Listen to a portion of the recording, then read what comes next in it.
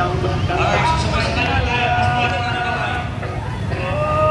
Panatang makabayan, iniibig ko ang Pilipinas. Ito ang aking lupang sinilangan. Ito ang tahanan ng aking lahi. Ako'y kanyang tinutupok at tinutulungan upang maging malakas, maligaya, at kapaki-pakinabang. Bilang ganti, ay diringin ko ang payo ng aking mga magulang.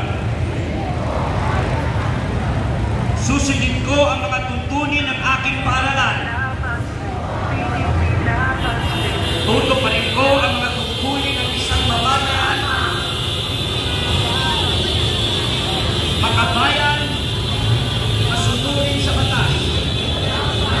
Pagkilikuran ko ang aking bayan na walang pakingambot at ng buong katapatan. Sisikapin kong maging isang tunay na Pilipino sa isip, sa salita, at sa gawa. Mabuhay ang Pilipinas! Mabuhay! Mabuhay! Mabuhay! Mabuhay! Maraming salamat, palapakan ko na naman sarili natin. We would like to welcome you all. If you have the OFW, sir, go ahead. Gandang gabi po ulit, mga kababayan.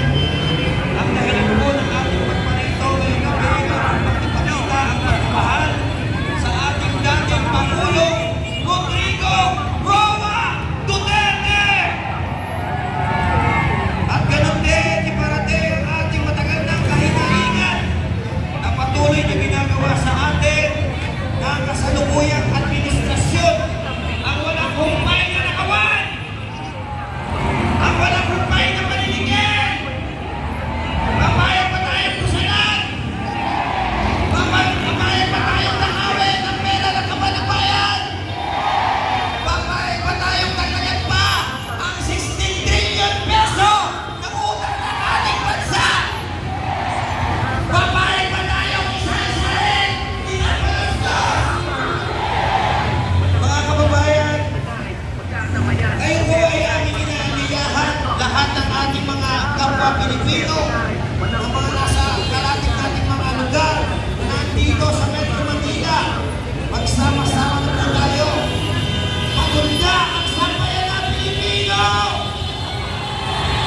Panahon na para tanggalan ng mandado!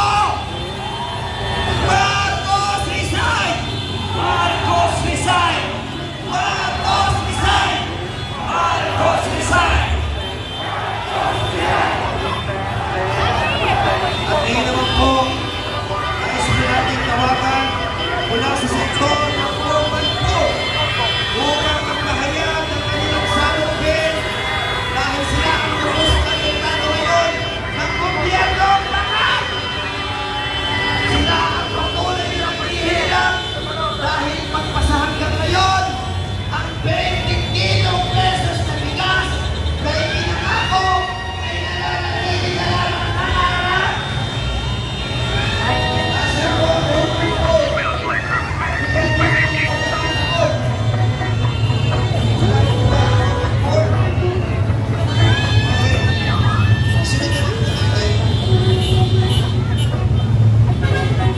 wala po sa mga kababayan natin, tinutulong natin mga bagong bayanin.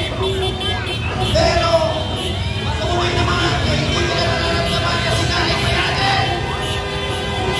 Sila ay lumabas ng ating bansa upang magbigay ng tulong sa kanilang mga pamilya. Pagkaman ko iiwan nila ang kanilang mga anak, malalayo sila sa kanilang pamilya. Sila ay nagtiis, sila ay nagpalila. Mabuhay ang sektor ng mga OFW. Tinatawagan ko si Magdegay para po ipresenta ang OFW. Si Magdegay sa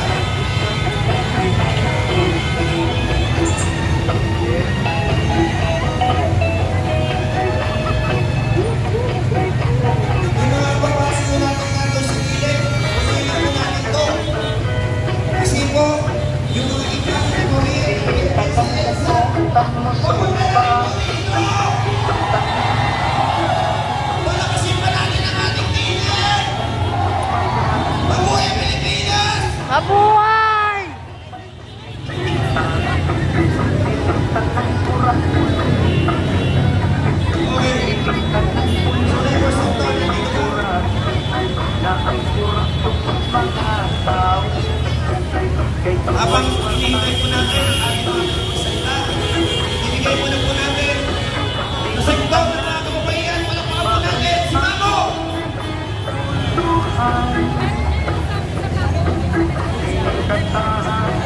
Walang buhay pagpatulan. Ang mga balik-balik buhay pagpatulan. Utang pag-ilog, paminaw katawan na lang.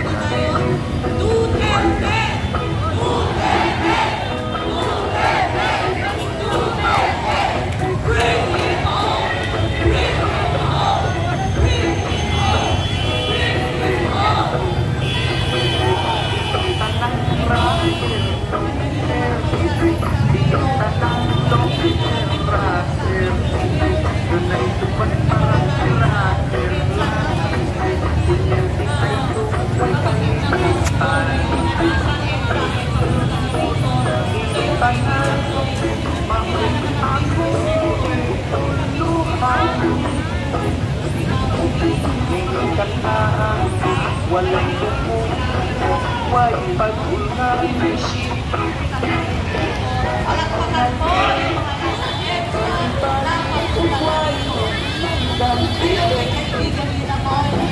Usang pag-ilog, pagpaminaw